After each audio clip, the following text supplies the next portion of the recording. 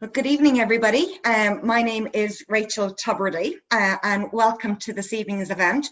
We've already got over 45 participants attending, so I'm just going to leave it another couple of seconds because I know we want to be as on time as possible. But you're all very prompt. It's brilliant. Great. I'll wait till it gets to another few people, and then we're ready to go. That's perfect. Okay. Good evening and welcome everybody to what is going to be a fabulous, informative and interactive event by all accounts. My name is Rachel Tubridy. I'm Managing Director of PeopleSource, a finance recruitment company. And we are delighted to be the sponsor once again to the Young Professionals, to this Young Professionals event programme. I'd like to thank Daniel, Emma, Chris, Louise, Daniel, Emma, Chris and Louise, all from the committee. Chris is from the committee, I don't think, who work tirelessly behind the scenes and the background to bring these events to you. Personally, I'm really excited to listen to the two speakers this evening. I'm sure I always am going to learn a lot from them. So Daniel, over to you to get this evening started. Thank you. Hello everyone, and welcome to this Young Professionals event, Social Media, How to Better Use Your Online Platforms. My name is Daniel Turley, and I am the current chair of the Young Professionals Network, and we are delighted to host you this evening. The YP theme this year is Stepping into a New Ireland, and as part of this, we really wanted to explore the world of social media, given the amount of demand that it now has on all of us, particularly when you're looking at your own personal brands and your business brands online. We are excited to explore this topic of social media further and learn from two trailblazers this evening who are using their platforms to launch successful commercial operations and also highlight key social causes. Make sure to interact with us through the event. We do have a Q&A button there, so feel free to log those questions through the evening and we'll come back to them at the end with the guest speakers. But for now, I'm very happy to introduce our first speaker, Sinead Carroll. So, digital marketing strategist, web designer, blogger, connector, and mum are just some of the words to describe our guest speaker, Sinead Carroll. Following a career change from banking after 15 years, Sinead set up her own business, Mini Media, in June of 2015. Based in Galway, Mini Media delivers digital marketing and social media solutions for small to medium-sized businesses. And in her role, she's helped a broad range of businesses meet their online marketing strategies. And just for myself, it's been a pleasure meeting her as well and chatting. She's been an absolute delight, and I hope you really enjoy your talk. So over to you then, Sinead. Thanks very much. Wow, thank you so much, Daniel. I sound impressive, don't I? So thank you so much, and thanks to everybody for joining. There's loads of you attending tonight, so that's great. So I'm just going to share my screen, and I have a slideshow here. It'll probably be easier to look at a nice slideshow rather than looking at me here for the evening. So we're going to dive into the world of social media. So that's the plan for the next 15 or so minutes. Just to tell you a little bit about my personal story and how I got here today. My background is actually in banking and finance. So I have a degree in financial services, and I'm a qualified financial advisor also. So I worked in the bank for 15 years. I was in commercial banking and in corporate banking in Dublin, and then I moved down to Galway where I had a career in AIB, and I ended up in Ulster Bank. So when I was in Ulster Bank, I was probably in the bad bank by default. Just the commercial book ended up in the bad bank, and I ended up losing my job and was made redundant. So I knew it was coming, as we all did when the property crash hit. So I decided to take my mind off the banking world, and I started a fashion and lifestyle blog in 2013. Nobody was really at it at the time other than Sosumi. She was my inspiration. I Googled how to set up a blog one day after being inspired by her, and I found this platform called blogger.com. And I set up a fashion and lifestyle blog for mothers to show them about fashion and all the nice lifestyle things that I wanted to achieve and get to. So I was a couple of months into my blogging career, and I ended up applying for RSVP magazine, had a fashion blogger competition, and I ended up making the top 20. I didn't win, but I was delighted to have got best dressed on the night. So I was buzzing from that. It was just into a blogging career, and the banking was going on by day, and so I was blogging by night. And then I went looking for other bloggers or influencers around the Galway and West of Ireland area. And I decided to put it out on Twitter. Is there anybody blogging in Galway? So this was my first intro to social media, Twitter. It was a game changer for me. I was in every group on Twitter using hashtags. I found 20 other influencers or bloggers that wanted to join me for afternoon tea in the G Hotel. And we got sponsorship from Cara Pharmacy that provided us with goodie bags worth €100 worth of products in it. We tweeted from the beautiful room in the G Hotel with afternoon tea with 20 other like-minded bloggers. And it was hopping on Twitter. I mean, everybody was retweeting, you know, there was a big buzz going because the power of influencers was so strong that day. And I was picked up then by a graphic designer and a photographer after the event, and she wanted to meet me, and we got together and we set up into the West Blogger Network. And 1 year later, we hosted an event where there was 150 tickets sold within 4 hours back down in the G Hotel, where we had a sellout event for bloggers from all over Ireland joined us. So like this is really exciting. It was, you know, Twitter was on fire. I'd set up my Instagram. I was on Facebook.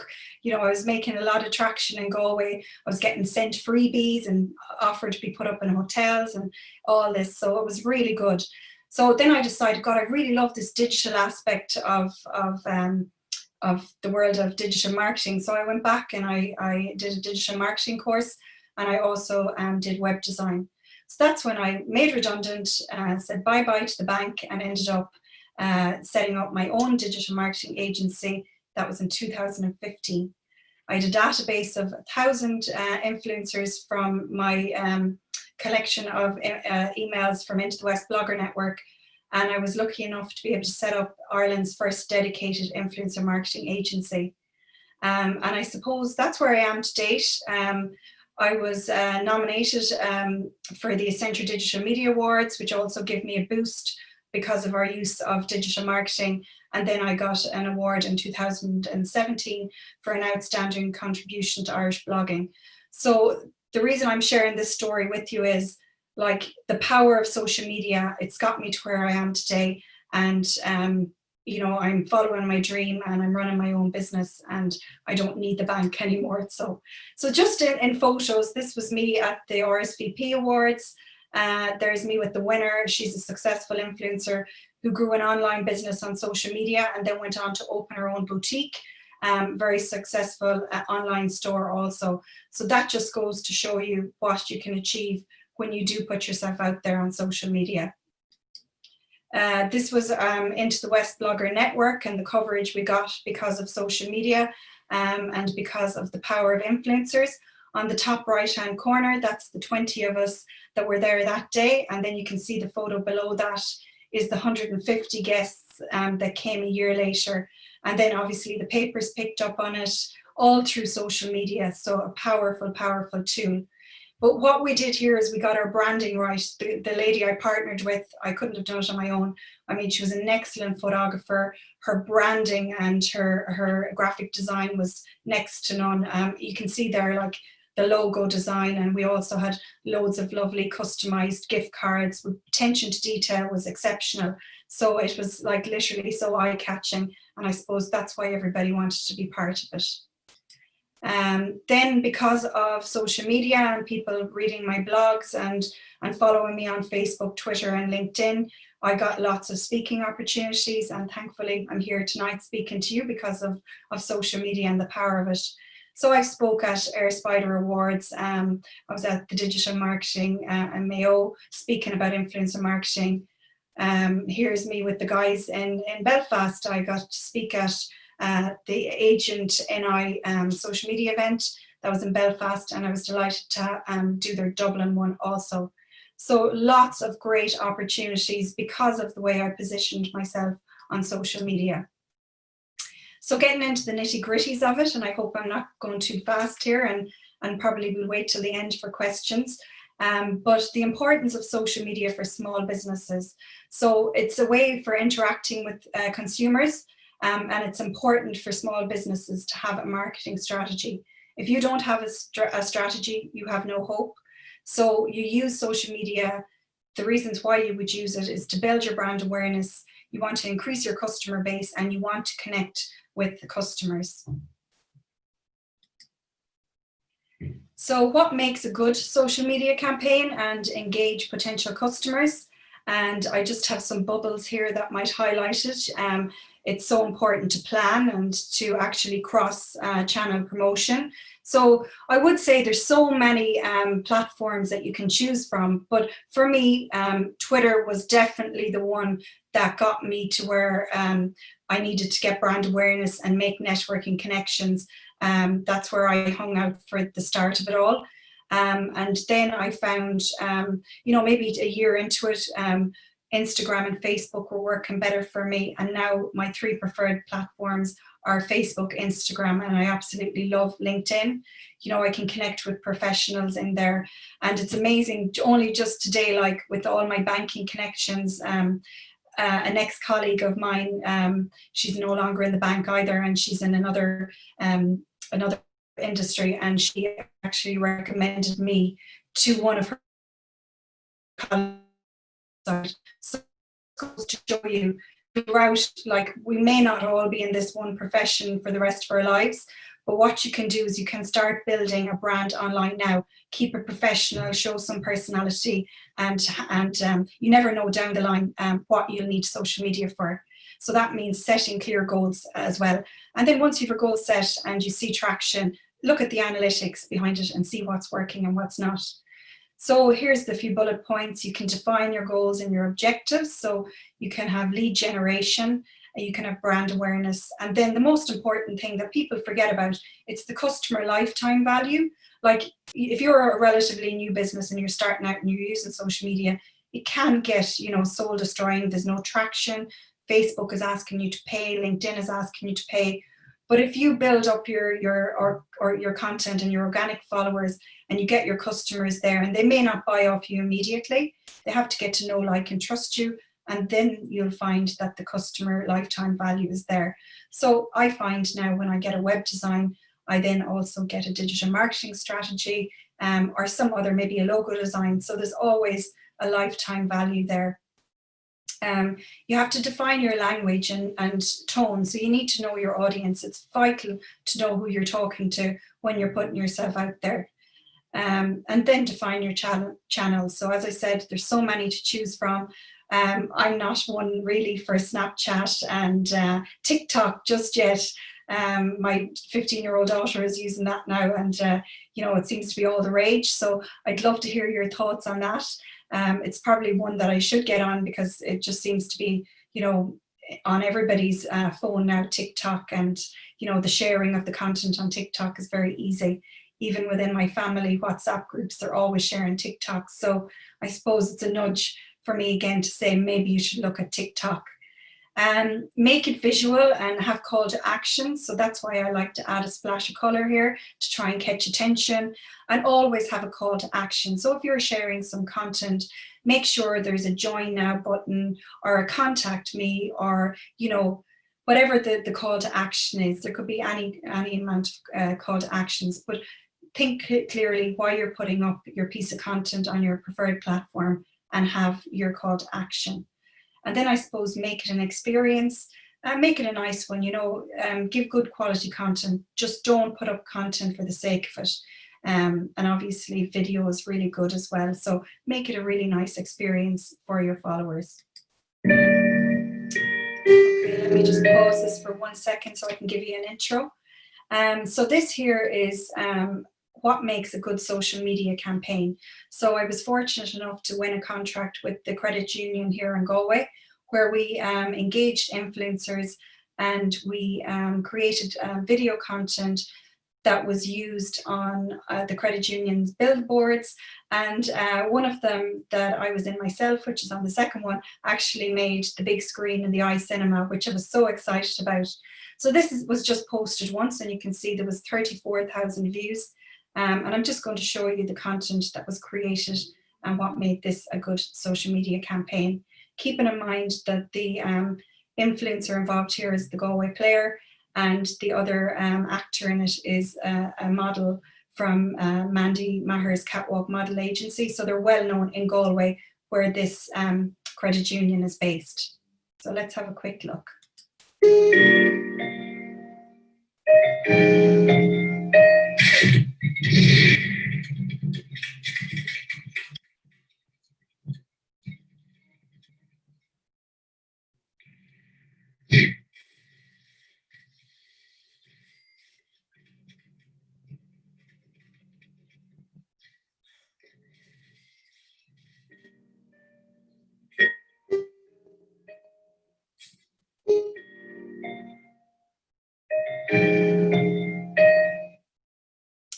So that would have been considered evergreen content. So they could, that was in 2017. So they could relaunch that campaign and use it again. Nothing has changed. And they can edit out their slides if their interest rate had changed. But that made a good stir in Galway. So we knew the audience, it was a local business. We knew the two people involved in this campaign had good reach across their social media, and there was a good buzz about it. So that created a lot of engagement and comments as well. This is another one. So this was a fun one. This is me and my family. So you'll see us trying to act here. I'm by no means an actor. This was all like way outside my comfort zone, but sure, look at it, was all in the aid of a good cause. So this is another good one that got good traction as well.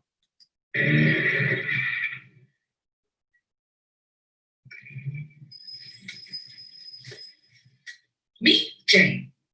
For years now, she's dreamed of saving enough money to buy a new family car.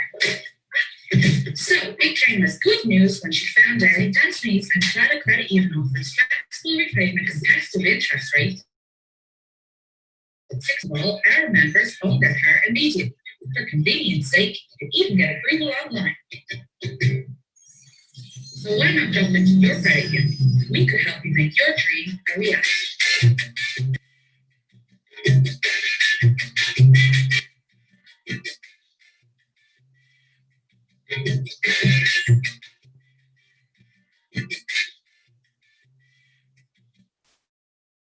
So I just say there that the quality of that video for the purpose of this isn't excellent, but I can assure you that it was a professional videographer and the quality was excellent. So that's another thing to make sure when you are creating content that the quality is good. So just forgive me for that, because that was all screen grabs just for the purpose of tonight's presentation. So then this is the other exciting venture that I was lucky enough to be able to get started. So Irish Blogger Agency, I launched this in 2015.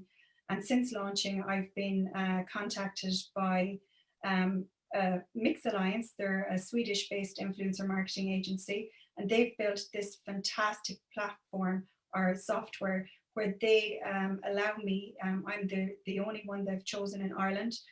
They've given me this platform to upload all my influencers. So it's sophisticated technology. It allows me to connect brands with influencers through a click of a button. I can demonstrate it now in the next slide. But I suppose before I go demonstrating that, why is a brand influencer relationship so important? So I'm sure all of you is, on the call here tonight has heard of influencers and know and follow certain influencers. But connecting with an influencer creates authentic content. Make an influencer fall in love with your brand. It's so important.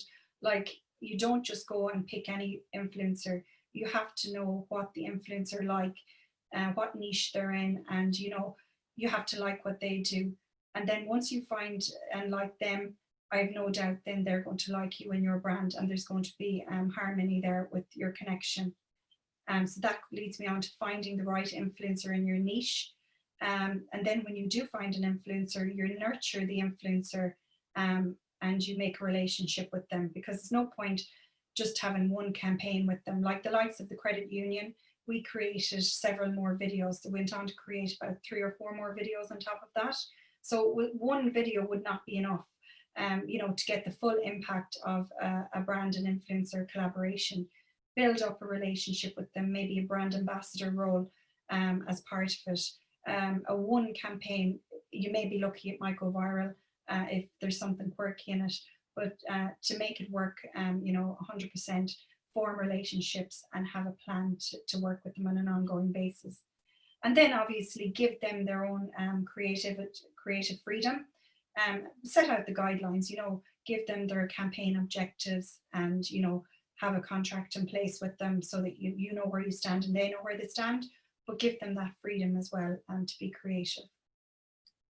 So I'll just play this here.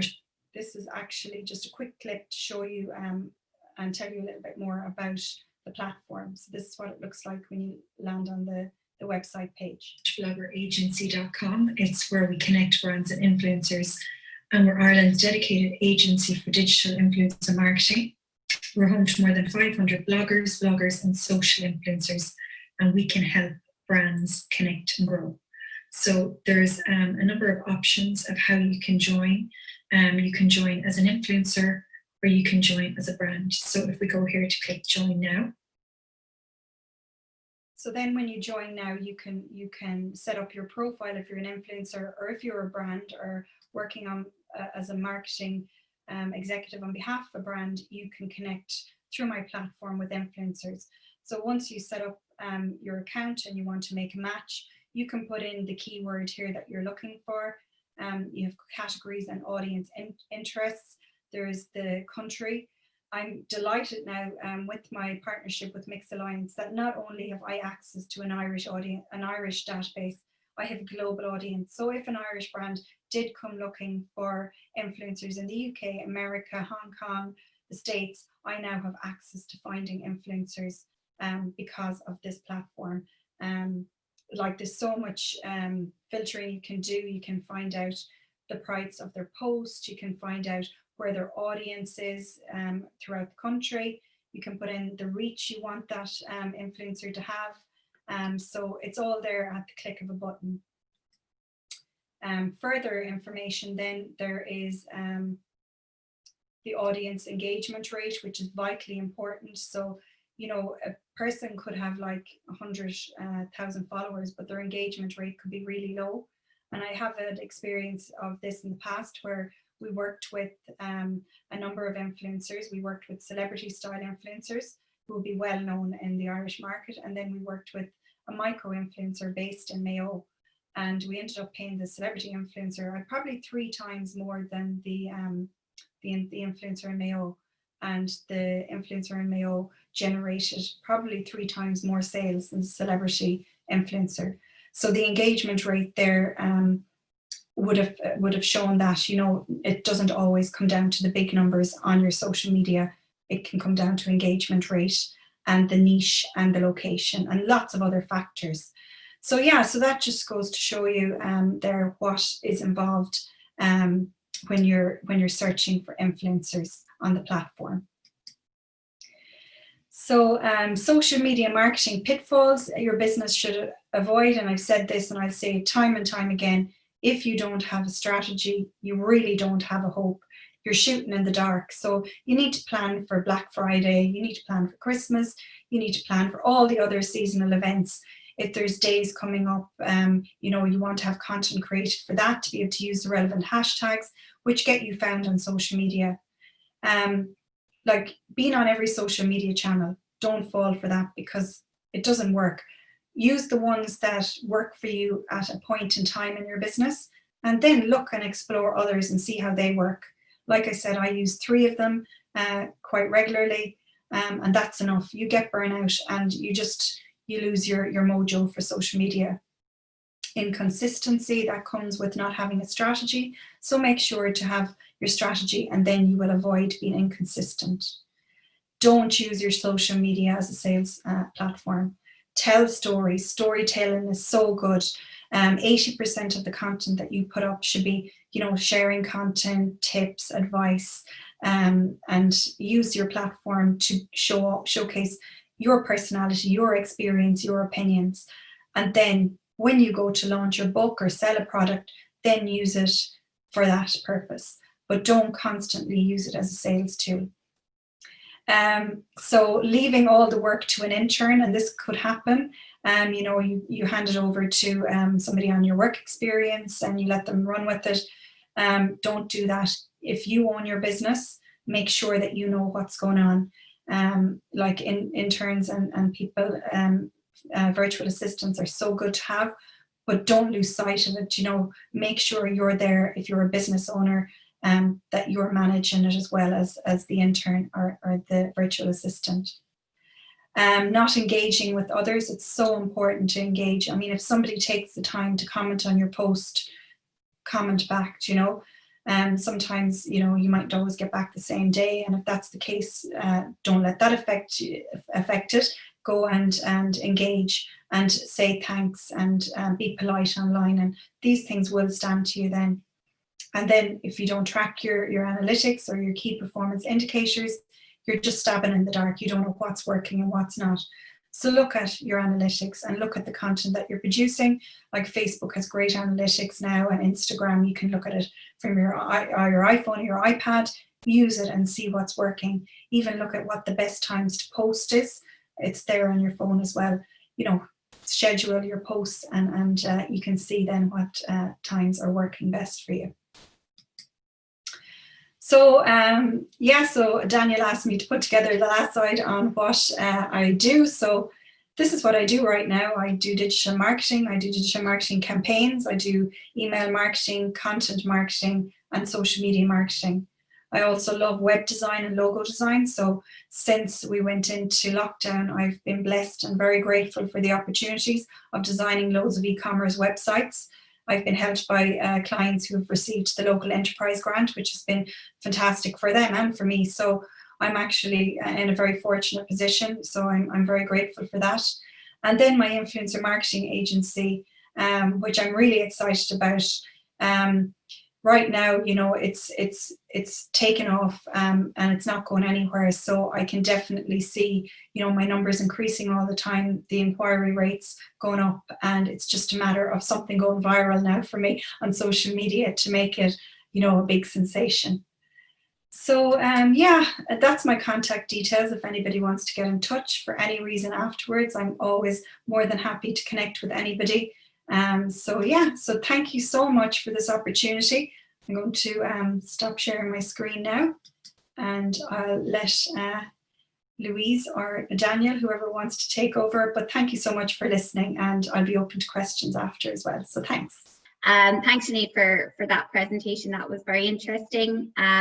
Next, I'm going to introduce Femi Bankole, who is the co-founder of the Black and Irish Instagram page, which was set up back in June 2020 as a response to the Black Lives Matter protests in Ireland and abroad.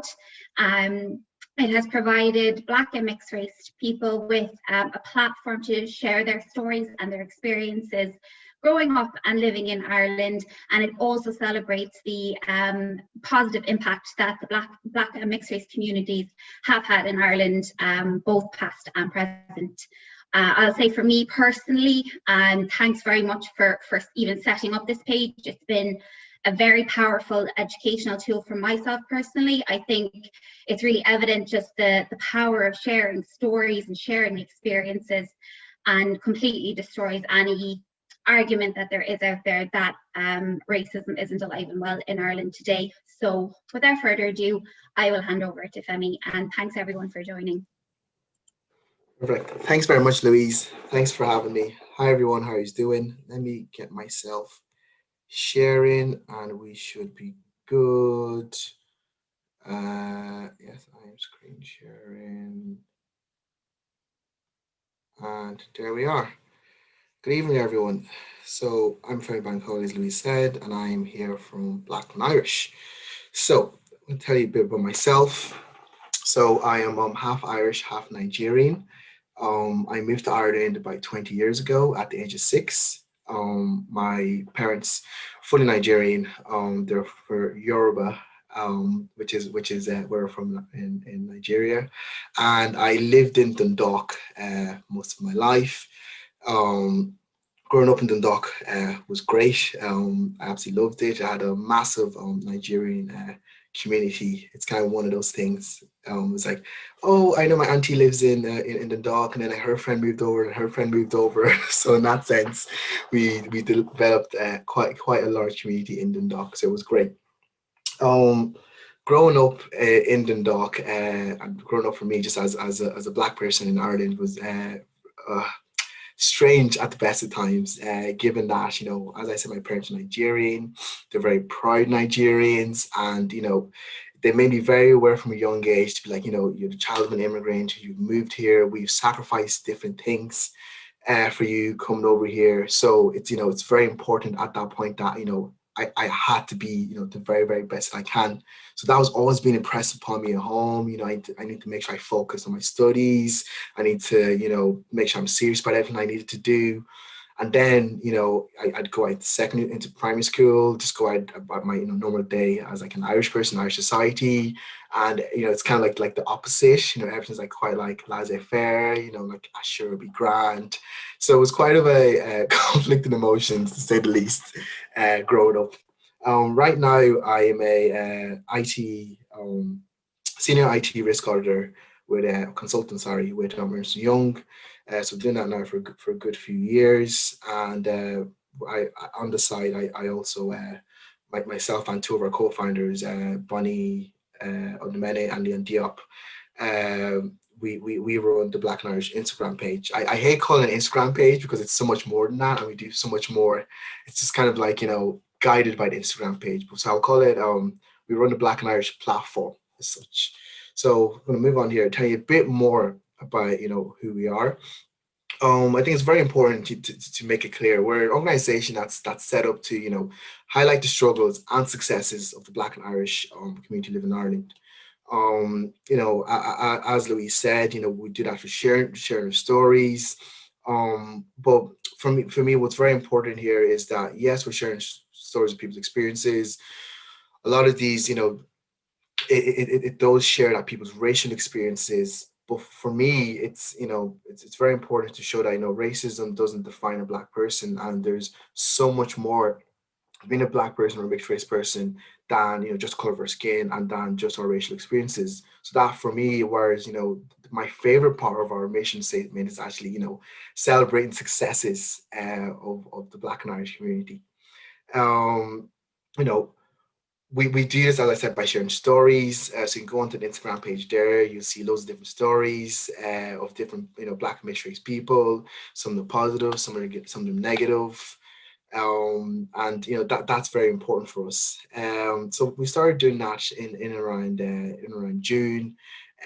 Picked up loads of traction, which was great, but also sad in a way that we're in 2020. And this is the thing. It's only like in 2020 that we only got a bit of attention on the issue that I faced every single day of my life.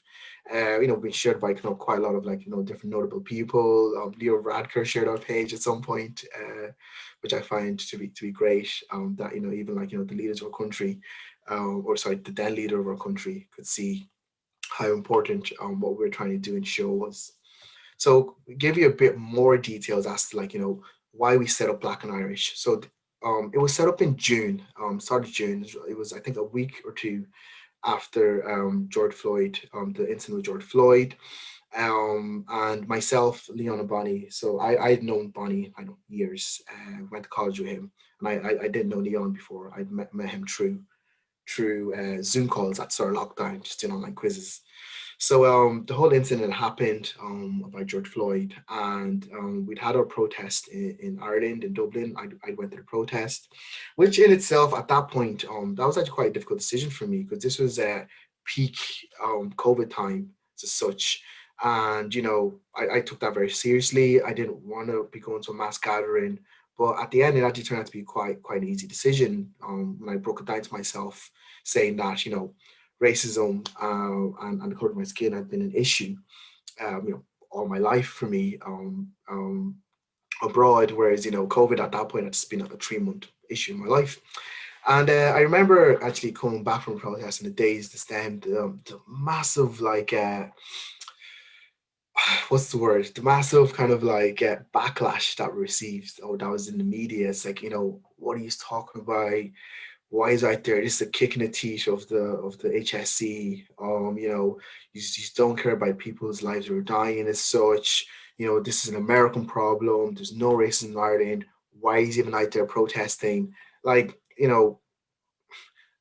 Personally, for me, I wasn't out there protesting the death of George Floyd. I was out there making a stand for all the negative racial experiences that I've had in my life. And, George Floyd was just, the spark that lit that within me. And that was very apparent to me and to, a lot of my friends and my colleagues. Anyways, sorry, I'm rambling here.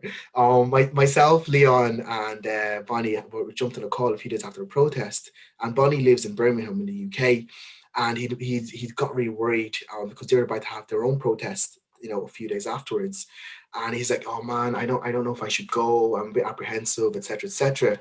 And then Leon, during that conversation, he's like, let's set up a platform, let's set up like a business or an organization to highlight the racism that we have in Ireland and the different issues that Black people, mixed race people face. So that's kind of where the idea started off. So we're looking at, how do we set up as an organization? How do we do this? How do we do that? And then Bonnie, who's like a social media guru, was like, "Oh, let's just set up an Instagram page in the background and just do something with it." I was like, "Yeah, fine, we'll just stick that on in the background." But that actually turned out we got a few of our friends that we knew to share some of their stories, and it just grew like wildfire. People really, really adhere to the message that we're trying to give. People, read people's stories. They were shocked. They were, annoyed, sad that these issues happened in Ireland, in front of their own eyes. So that was good in my eyes as a very, very first step, and that is to fully highlight the issues of racism in Ireland and issues that Black people and mixed race people face in Ireland. What we want to do is, as a standard, we want to cut through the noise and just bring something authentic, unapologetically Black to Ireland. There's not really anything that represents Black or mixed race people in Ireland. So I think that in itself, the platform is very important in that sense. So a bit more to our about our aims and our goals. The vision that we have is to create a more equal and inclusive Ireland. We want to improve the quality of life for Black and mixed race people in Ireland. We want to mainstream Blackness into Ireland. By saying that, what we mean is that we want there to be. We don't mean like take over the country as such. We want the quality of life and the situations and issues that Black and mixed race people face in Ireland. We don't want to be at a disadvantage due to the color of our skin, and there's a variety of ways to take to kind of addressing that issue.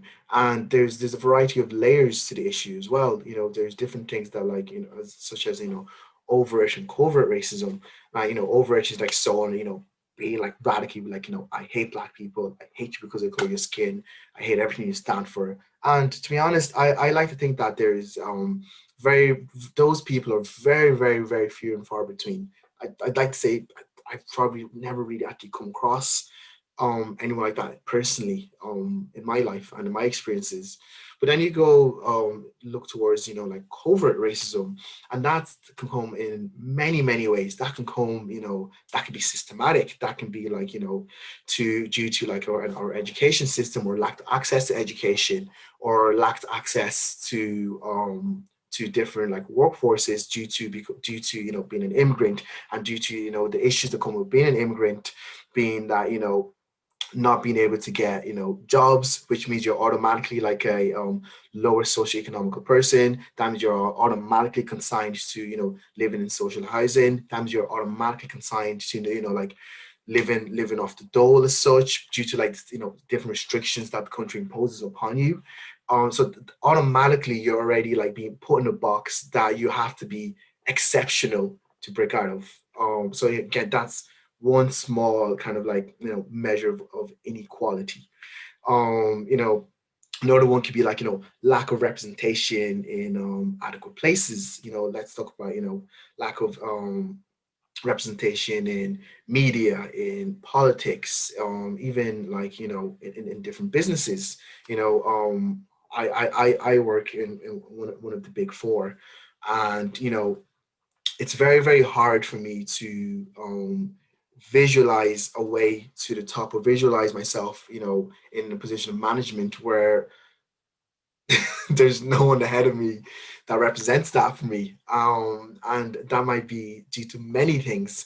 That might be due to the lack of opportunities. That might then for me in my head, I might start thinking that, okay, do you know what, maybe I won't go for manager position. I won't get it. I might wait 2 years too late to go for manager position because I don't see that I don't see that route for me because I can't see anyone to look up to, and that's actually quite a real thing. It's a very subconscious thing, but it's a very very real thing.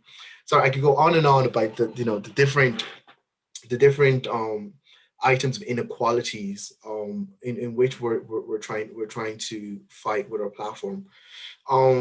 Again, just go down here, the aims of what we want trying to do, in three little short points. The first one and the most important one for me is to create a more cohesive Black and Irish community. We want to come together as a community. We want to be proud of our heritage. We want to be proud of our background. We're so proud to be Irish. I love being Irish. I love being Black. They're not mutually exclusive. Both things are me. So it's very important to come together as a community.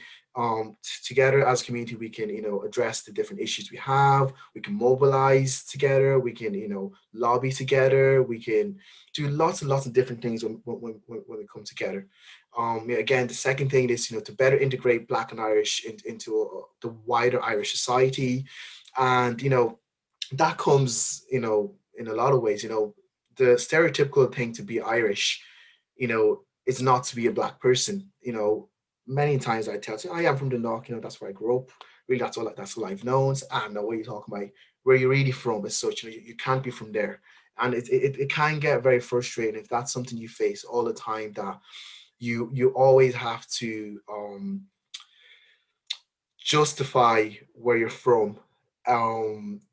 Because you don't look like a typical person that's from there. So that's something that we really want to be Black and to be Irish are not mutually exclusive. So we want to change people's mindset that to be Irish is not just to be a white person, so that's something that we're working on with our platform.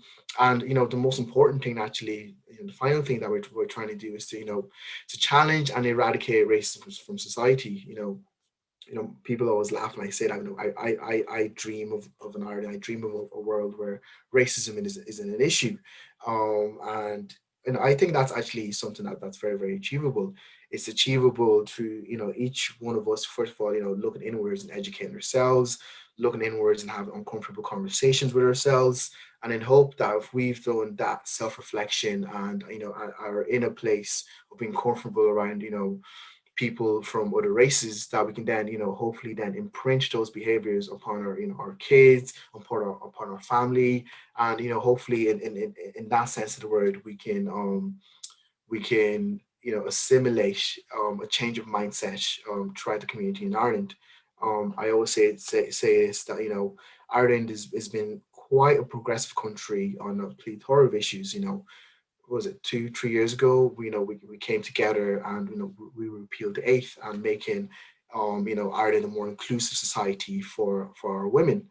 I think it was like 5 years ago or so. We came together again, and by popular vote we legalized same-sex marriage. We're a country that we're small enough and brave enough that when we really put our mind to something, we can really achieve that. And the Irish man in me can see us being a very inclusive and progressive country, especially on the matters of racism.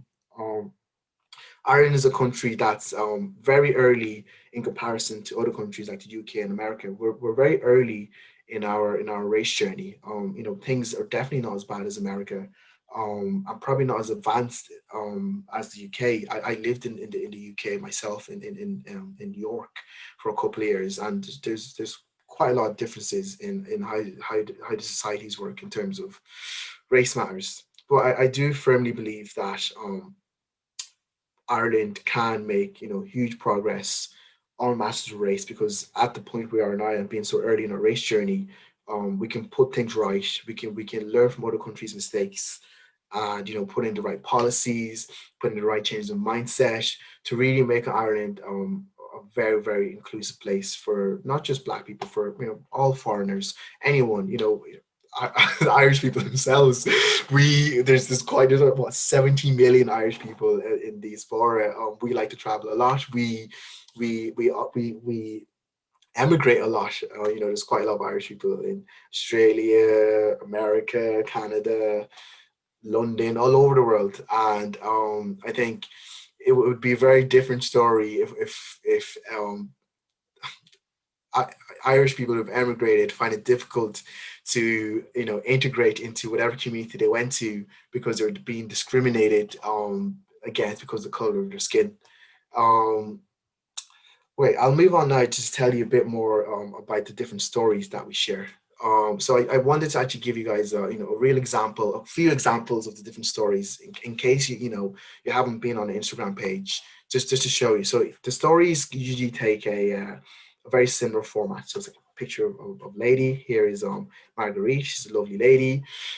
They usually tell us their story, their background, where they grew up as such, and whatever like issues or positive things that they faced, and they usually finish off with their hopes for Ireland and where they see Ireland for the future. And we think that's very, very important because as much as everyone that we're featuring on our page, as much as different stories that we're telling, yes, we're black, but we're as Irish as me and you.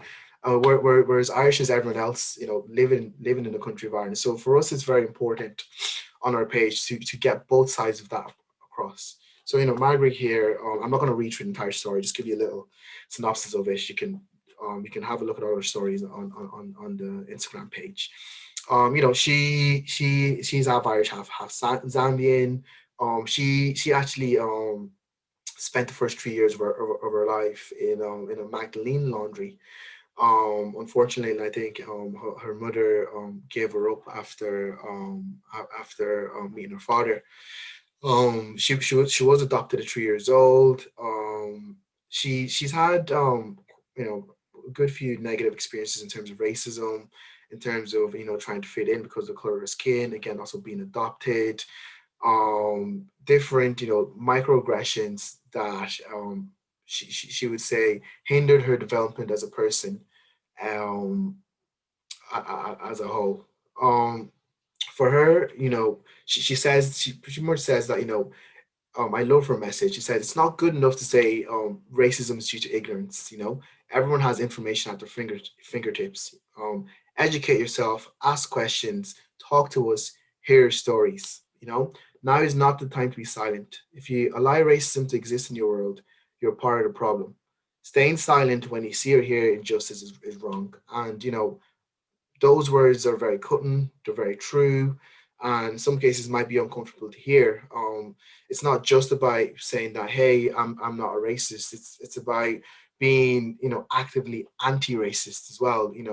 It's very difficult as a human being. I'm the same to speak up when you see wrong happening. With the whole fight or flight situation. It happens to me all the time. I see, someone having conflict and I know something is wrong, and instead of speaking up, I just put my head down and pretend not to see. So even I myself, I've had to have some frank self-reflection on how I approach different things, and on how serious I am about being anti-racist, about just being and anti-discrimination in any form of the word. I think it's something that everyone should have a zero tolerance approach to. I'll take you through another story. Here is Daffy. Again, he's 23. He moved to Ireland when he was 2 years old, and he's lived in Kildare all his life. And what he says about his story and about his racial experiences is very, very, very very interesting. He talks about how the racial experiences he had affected him internally. It talks here about he there was the due to the racial experiences he had, he started to hate the color of his skin, and he did everything that he could to make himself not black. He says, he bleached his skin to get lighter. He caused permanent damage to his scalp because he relaxed his hair so it could be straight and not have the curly afro look. Um, there was quite a lot of different things there. But then he also talks about kind of like working through that. He now has a master's. He's part of a musical duo called Tebby Rex. They've played every Irish festival, Longitude, Electric Picnic, Body and Soul. He's been on the Late Late Show. And he's done quite a lot of things in that sense, which is quite positive that he could fight through his experiences in a more positive light. A bit of quote for him. He says he's a stubborn optimist. He believes in Irish people. He believes in home. He just hopes things get better for people like him in this country. And I think that message again rings really, really true. um I'll take you through the next few slides really quickly, and then I'll switch back to Dan and Louise for some questions. So a few of the emerging themes that we've had from the stories, one of them was like obviously racial abuse. uh Pretty much everyone that we featured, and pretty much I'd like to say like a large, if not almost all black and mixed race people that I've spoken to, come across, or we've featured on our page, have had some sort of racial discrimination in some sort of form. We featured people from different age ranges on our page, from the 80s, 90s, 90s, and the last 10, 20 years. And the sad thing is that they've all had very, very similar experiences. I'd even, in some of the research we've done for different campaigns, you'd even go back hundreds of years. You talk about the different abolitionists and reformists who would have come to Ireland in the 1800s and 1900s. You read some of their speeches, you read the different policies they were fighting on, and there's quite a lot of similarities in what these impressive black and mixed race people were fighting for hundreds of years ago, around the world and in Ireland. And there's some correlation to what we're still fighting for till this day. One key point actually that could help with, in terms of like eradicate racism, would be like actual um, strong hate crime legislation. Ireland has one of the poorest or weakest hate crime legislation, if any, um, in Europe.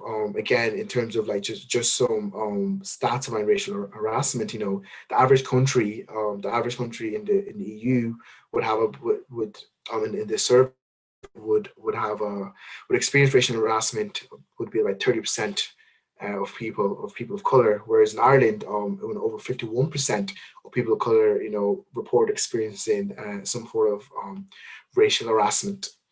Um, Again, another theme that we come across a lot through our stories is identity.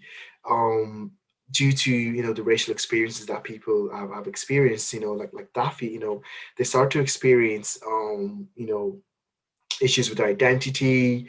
They feel like they're not Irish enough, even though it's all they know. And I know myself that I had loads of issues with my identity. I didn't like the color of my skin. I just, as a kid, all you want to do is to fit in. And when you have something that you can't change, such as the color of your skin, and it's something that doesn't make you fit in due to the behaviors of others and your racial experiences, you start to hate that about yourself. And that puts you puts you on a massive disadvantage in terms of your mental and psychological development. And it took me a long time, not to my early 20s, before I could even start to gain some self-confidence in myself, and gain some self-confidence in my race, and being proud of being black, and being proud of my Nigerian heritage, and being proud of my Irish heritage. And one common thing that we actually see quite a lot was with people of mixed race. Like I said, I'm half Nigerian. I can rely on my Nigerian community, and all my friends who are Nigerian, who are African, who are kids of immigrants. We all have similar experiences, and we stick together in our cliques. But then you have mixed race people, who usually have one black or mixed race parent and one white parent, and they're like, hey, we get it from from white people or white relatives. We feel like we don't really fit in with them, and we have racial experience from them. But they also face discrimination from the black community, being like, well, you're not really black. And that for me was like a massive learning curve. It's like that's something that I had to check myself on and be like, how can I improve the quality of experiences for like, my mixed race friends, and, I had to look inwards and reflect inwards at my behaviors that would have, perpetuated different, levels of discrimination towards them. So, it is quite interesting in that sense. And, the last thing, last common theme around that was around, the last theme that we seen was people giving their hopes for a better Ireland, because, again, like, we're all Irish, we want a better, we want a better Ireland, we want a more inclusive Ireland, we want a more progressive Ireland.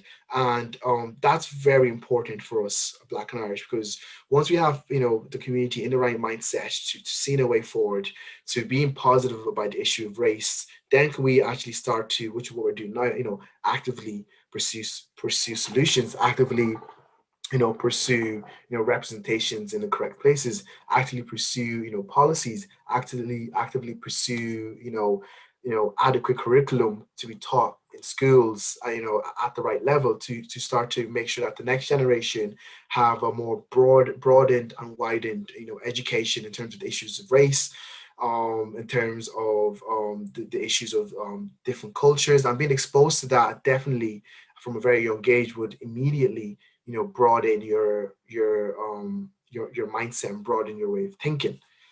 I'm gonna skip the next slide, but I just like to tell you more about the different campaigns we run. So we don't just run, we don't just share people's stories on our platform.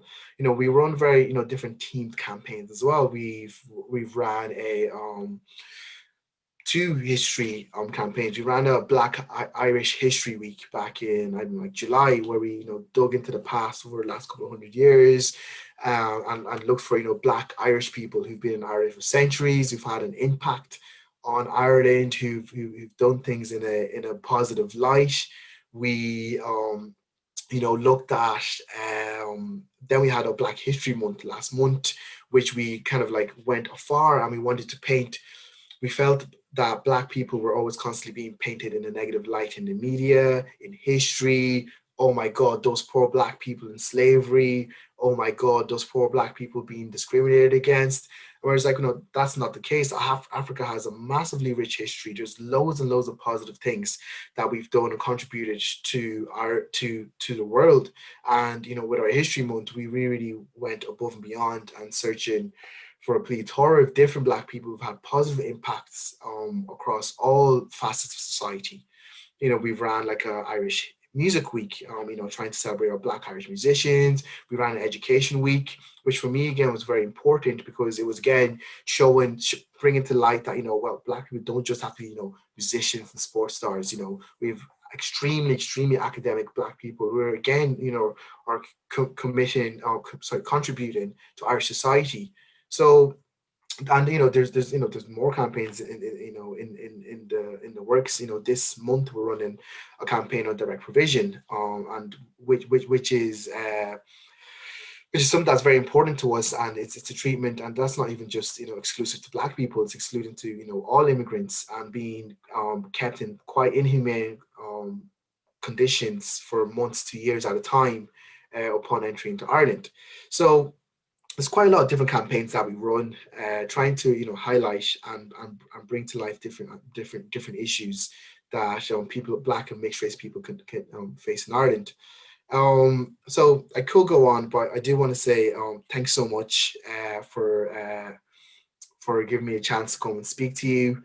Please go onto our page, our different pages. I'm just thinking of Sinead's talk and her talking about, focusing on a few, on a few select media platforms, and there we are with 4. Maybe I think we actually have 5. But no, follow us on Facebook and Instagram. Instagram is our main platform where we have all the stories.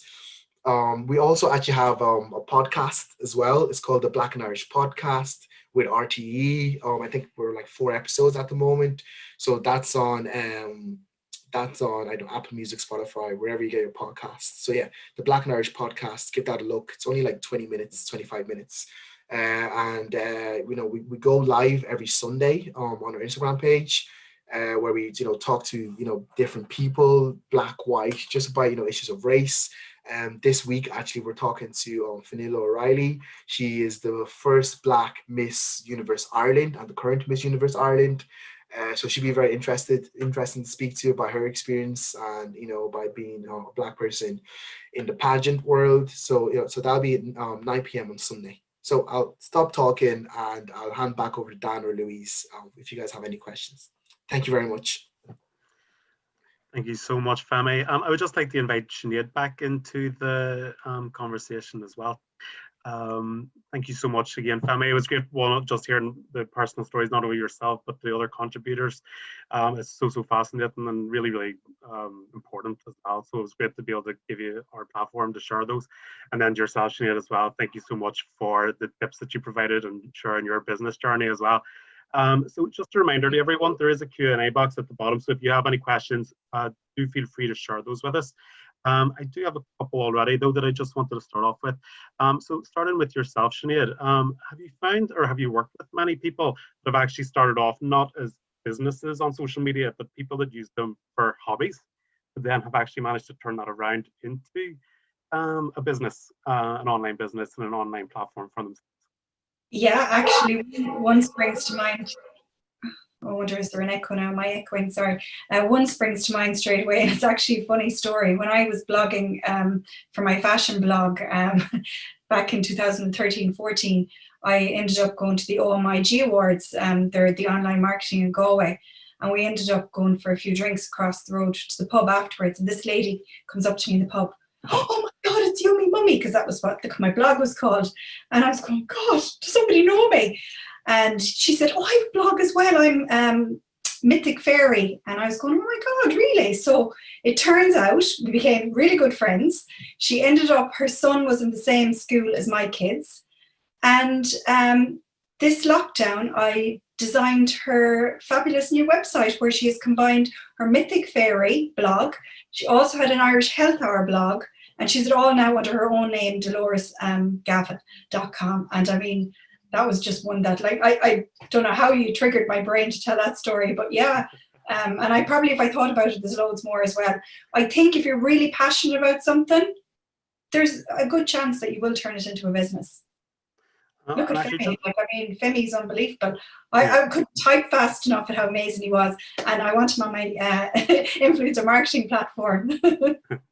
And hopefully now we've made a good connection there for you as well. And actually, probably a question just for both of you. So just in regards to COVID and the impact that that's had, has that actually in a way had a positive impact on both your platforms, because so many more people are now probably online now and potentially engaging with you? I'll pass it to Femi first. Yeah, go. I like to say there's been no positive impacts on COVID, but without COVID, I don't think our platform would have actually sprung up in the first place.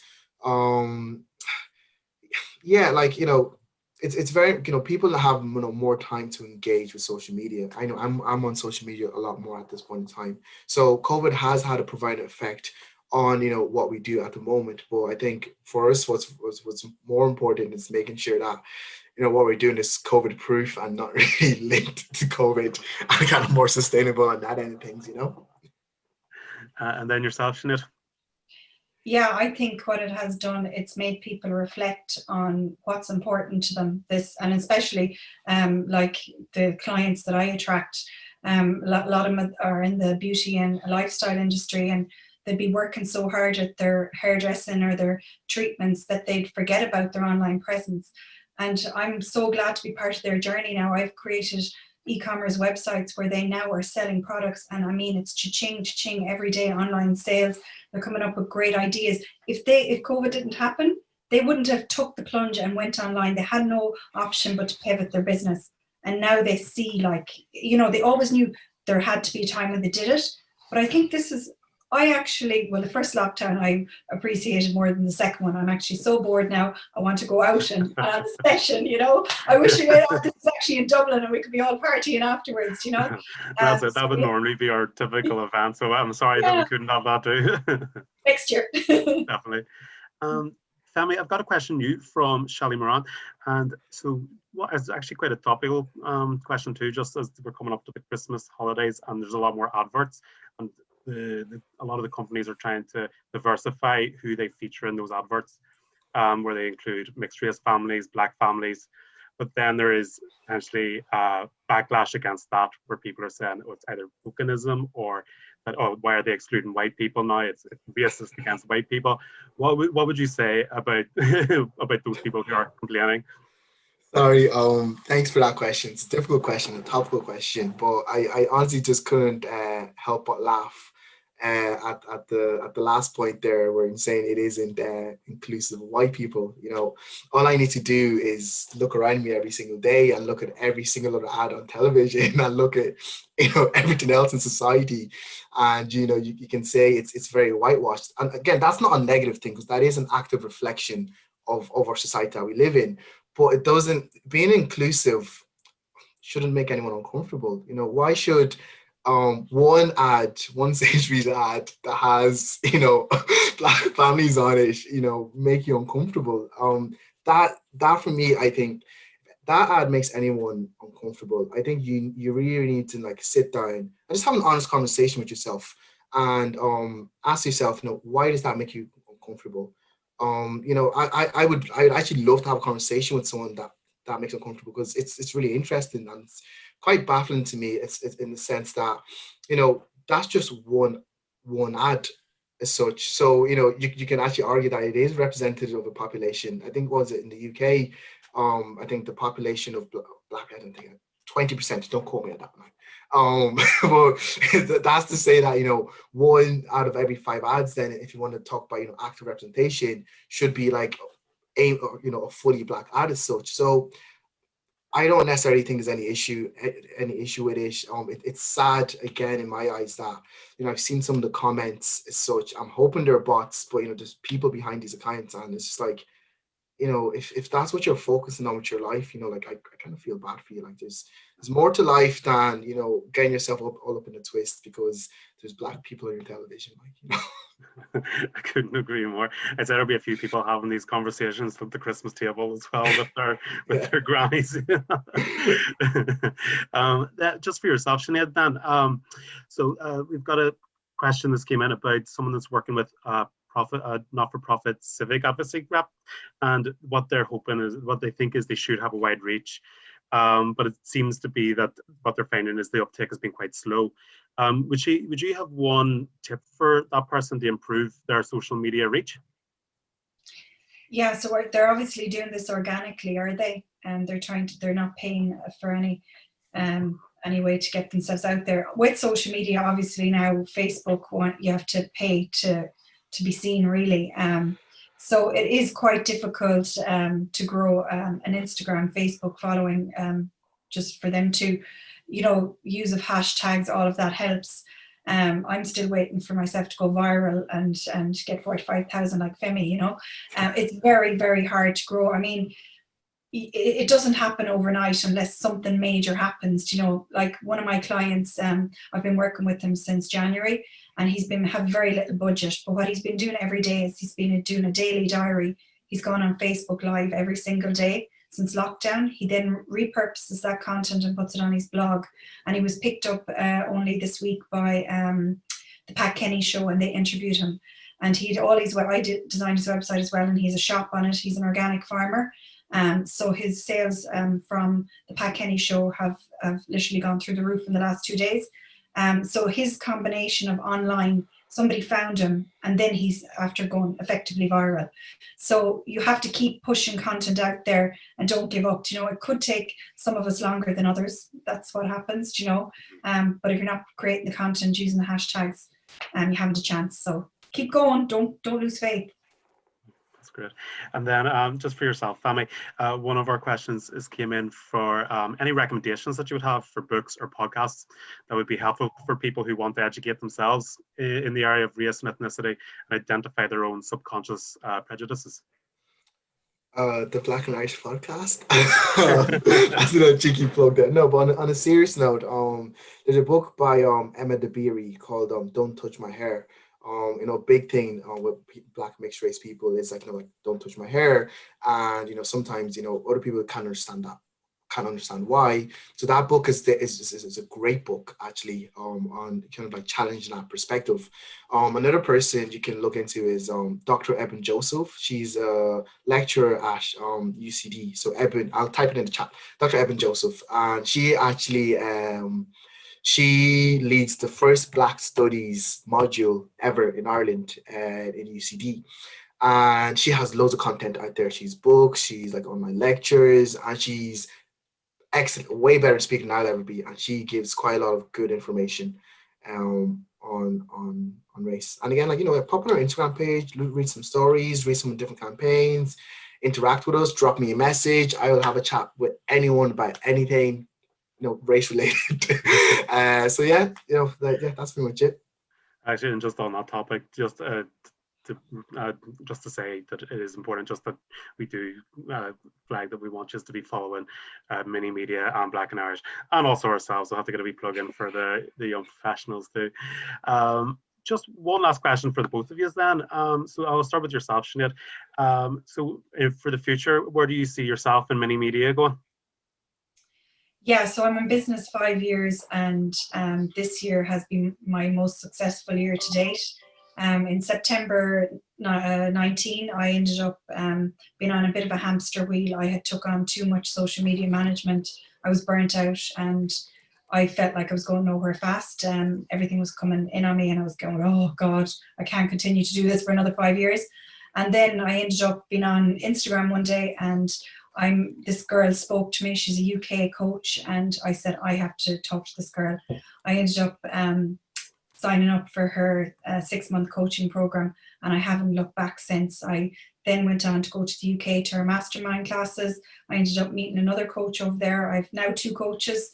I'm after reaching the 6-figure income this year, which all by myself, which I'm so proud of. I have 2 VAs now, and I'm after getting 2 interns this week. So I said to Rachel earlier, I want to go viral. Like, I'm so passionate about what I do. Like, I love collaborations. Like, I'm not one, like, my motto is, you know, there's no room for, you know, for competing against each other. We can collaborate, you know, there's enough work for all of us out there. So yeah, I'm really excited for the future. No, that's great, and congratulations on that success as well too. And then for yourself, Femi, where do you see the future of Black and Irish going? And is there any collaborations you want to let us in on, any exclusives? Funny enough, it's actually like away from social media and anything. Sinead's probably like, what is he talking about? Like for me and for us, you know, it's actually about doing something tangible. It's actually about making an actual difference. It's actually about affecting real policy and affecting real change in the lives of Black and Irish people. That's what this is about for us. It's not about an Instagram page, it's not about a Facebook page, it's not about a podcast. It's about finding ways that, one, we can, you know, lobby and affect the right policies, and 2, you know, change people's minds. Maybe the podcast does help with that, and sharing stories does help with that. But, you know, as long as everything we do has a positive impact on the lives of Black and Irish people in Ireland, we're happy. Oh, that's great. And from my part, we would love the young professionals to continue to find ways to collaborate with us going forward. Thank you so much for all the time and effort that you've put into this evening for us. We really do appreciate it, because we know how much work does go into these presentations. And as I say, I would encourage everybody to follow you on the social media platforms that you've shared with us. Thanks for having us. No, you're more than welcome. So that's it for tonight's event. Again, a big thank you to yourselves, and also then the attendees who did join us this evening. Do look out for our next events. As I say, we do post them on Twitter, Instagram, LinkedIn. I'd also like to give a big thank you to PeopleSource, because without them we wouldn't be able to make these events possible either, and for our help at the Chartered Accountants. We will be taking a Christmas break, but we will be back in January. Collaborating, as Sinead said, is very important, collaborating with the Leinster Society on a wellness event. So hopefully we'll see you again soon, and have a good night. Thanks, everybody. Thanks so much. Thanks, everyone.